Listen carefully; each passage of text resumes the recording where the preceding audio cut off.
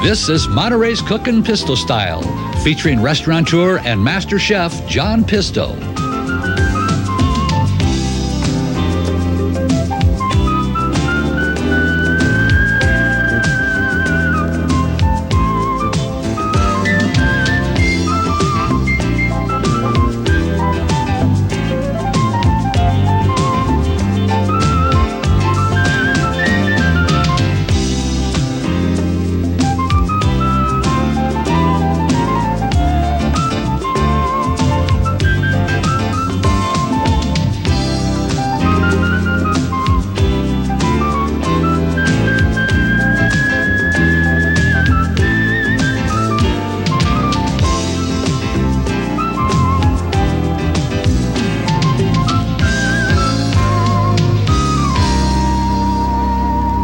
Hi, my name is John Pisto, coming to you from beautiful Monterey County in California.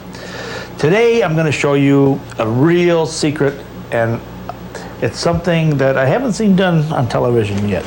You know what it is? It's the classic Caesar salad. Quite easy to do once you know what you're doing, of course. What we're going to do first is we're going to start off and make croutons. Croutons are very important. Do not buy those ones in the package. Make your own, folks, and you need a good French bread. I like it because it has more bite to it. You cube them up. While that's going, I'm going to show you, this goes real fast. Throw a chunk of butter in there, and I'm sorry, you're going to have to use butter to make good crouton. We'll mix a little olive oil. Okay? Now you got to do it. You got to do it this way, please, because the croutons have got to be extremely tasty, and butter works the best. Okay, we're just going to cube them. See, it's very easy, right? Use a good hard bread. Don't use sourdough bread because it doesn't give good flavor. I'm using a nice Italian bread here, country Italian bread. Okay, we're going to put a little bit of salt, put a little pepper. See the butter, how it's cooking fast? Okay, that. Then we're going to pour the butter over this. And I'm going to show you a little shortcut. Oop, lost my butter. I'm going to show you a shortcut. And I'm using dehydrated garlic. Boy, see, that smells good. Okay, you want to coat these real good. You want these to be coated. You see that?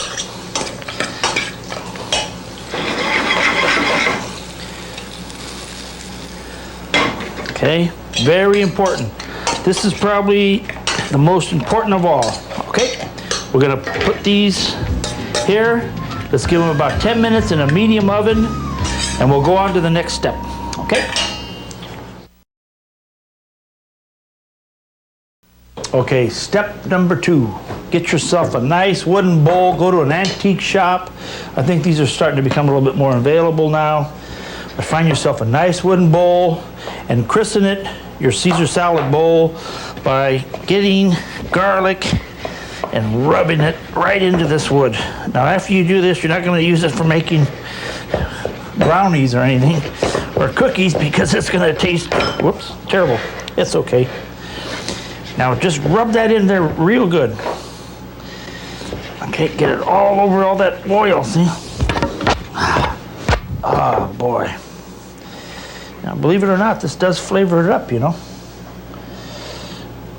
Okay, let's cut it. See, I'm just cutting the tip off.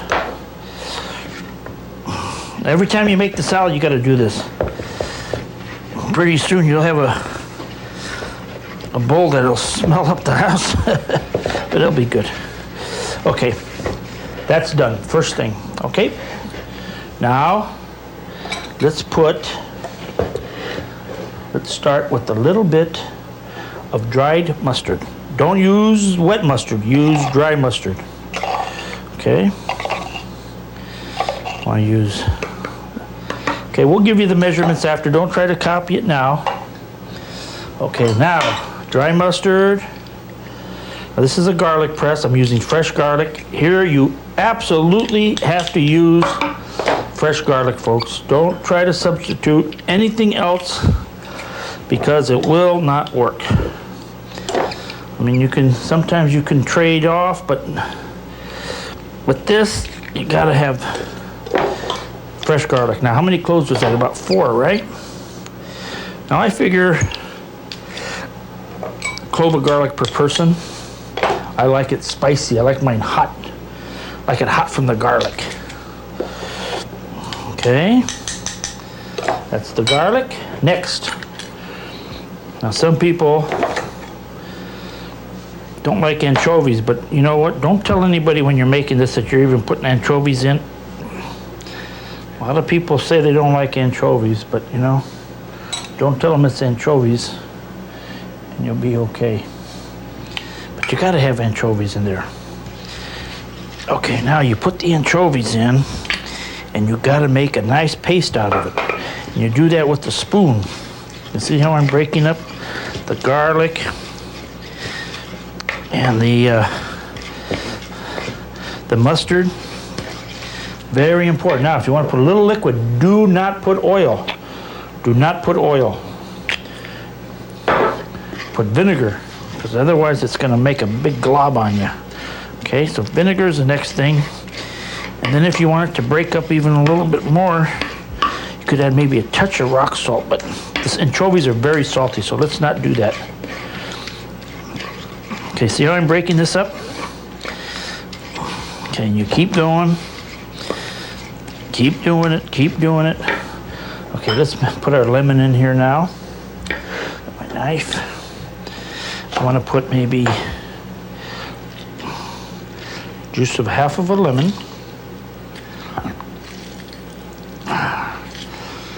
Okay, I hold it this way so I catch the seeds. You can put a rag over it if you like. I hate to waste the rag. Just with that, see? Okay. We'll continue doing this. You break it up real good. Now this is a perfect dish to do at the table in front of your guests because you're going to absolutely impress the hell out of them. That's why they do it in restaurants, because it is impressive. Little Tabasco, Worcestershire. Let's put a little pepper. This is a real pepper mill. It's not one of those little sissy things. This one works. Okay. Now you see how this is starting to make a paste? Okay. Boy, that's got some smell to it, let me tell you. Okay, now, you know that oil I saved from the anchovies? Let's put that back in. I think I'm going to want a little bit more vinegar. A little bit more. And we're going to coddle egg. Now, they say you can't... You can... Some say you could admit this. You know, with this the scare we got about eating raw eggs. Well, use your own judgment, folks. That's up to you. You want to use them, you use them. If you don't, that's okay too. But this is going to bind pretty good. You can see you got a nice foundation here. But I'll put one in.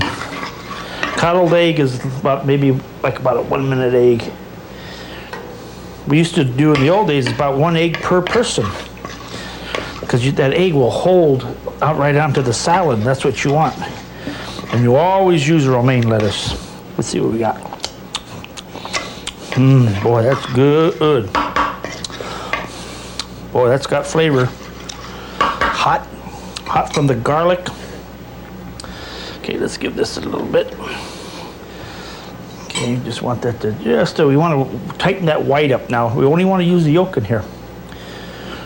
Again, you can omit this, but I'm not going to because I like it. Okay, you see how that's done? Okay. Oh, we'll just put one. How's that look so far, huh? Boy, oh boy, oh boy. Now you see how we got a sauce?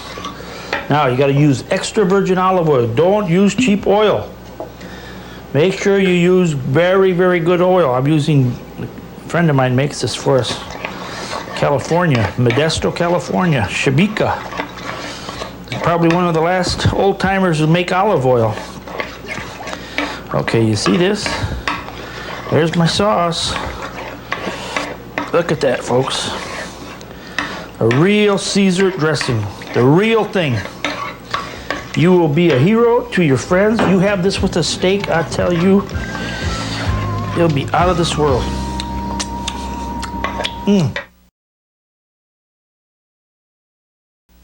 Okay, you see this? You know what?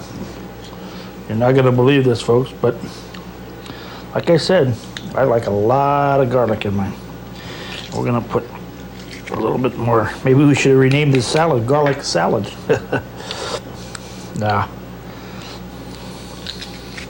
Tell you this with the barbecued steak, any kind of meat barbecued, boy, I tell you. And remember, never put the oil in until the end. Otherwise, it's not going to mix good for you.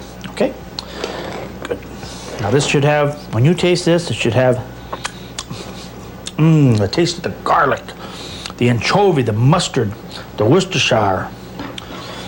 I mean, all these flavors should come out. God, that's good. Okay, now let's go and get our lettuce. Now, nowadays, you know, you can buy romaine. You have to use romaine. Don't use anything else. You won't be making a Caesar salad. Two ways to do it. You know, the original way was made like this. Was laid out on a platter. Let me show you. Let me trim it up a little bit first. See, the original, now from what I understand, comes from Tijuana, Mexico. The man's name was Caesar. But I don't understand something. In Mexico, the name Caesar is Cesare, I think, isn't it? So this is really should be called Cesare salad. I'm gonna get a lot of response on that, I'll guarantee you. But this is how it used to be done. This is the original way. With the Parmesan cheese, and they put the dressing, and you eat it like this. You see? But we're not gonna do that. We're gonna do it the way we're used to. I like to, see these green? I like to take that green off. And then I like to break it. And you're supposed to use, according to my recipe, the way I like it, use only the light yellow and the white. Okay? And I break that right in there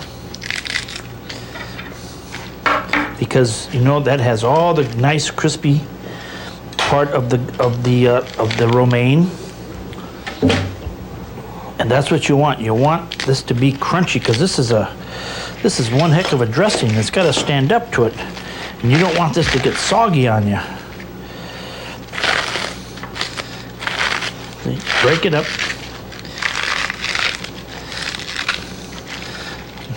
Fairly big chunks. Okay, let's see what we got here. Oh boy, look at that. I could probably use a little bit more. Now see how I'm doing this? I'm going down. I'm not going in. I'm going down along the edges. Because otherwise you're going to make hamburger out of those greens. Let's put another, I want to put some more in there because it's a little bit too much dressing. Hang on. See, you gotta make sure you trim these. Don't use that top green. Now, certain times of the year, you know, these are better than others. It doesn't have as much green. And believe me, we're gonna eat this when this is done. Because we always like to eat this one. Okay, break it up nice. Okay, now we'll continue to toss. And you see how nice that is? Now's the time I like to put my cheese in.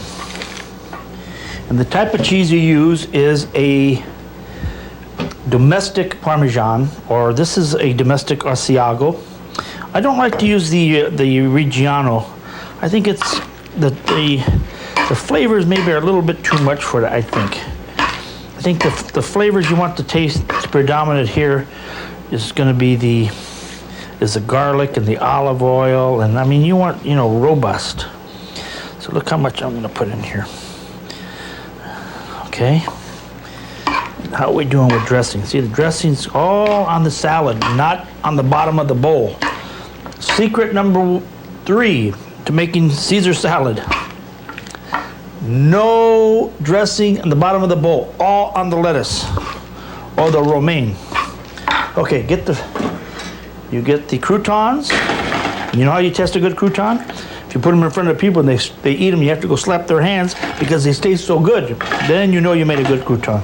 And you gotta have butter. Sorry, you gotta have butter. Otherwise, a little bit of oil is okay. Okay, you see this? Now you see how the cheese is stuck to is also stuck to the lettuce?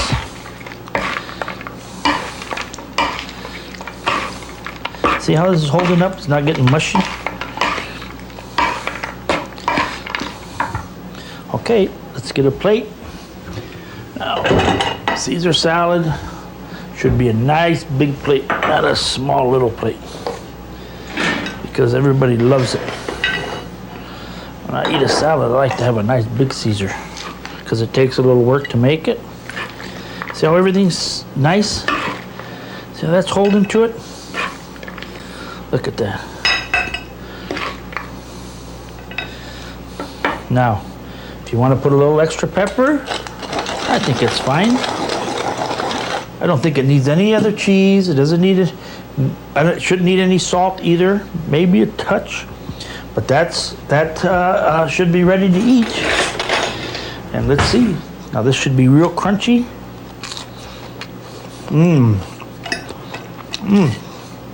And you want some of the juice to come into this.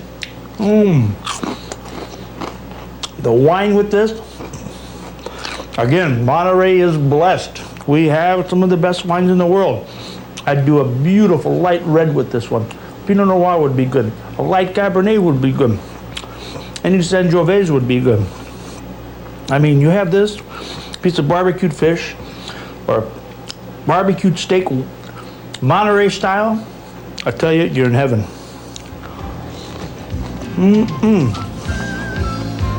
This will make you a hero. Guarantee it.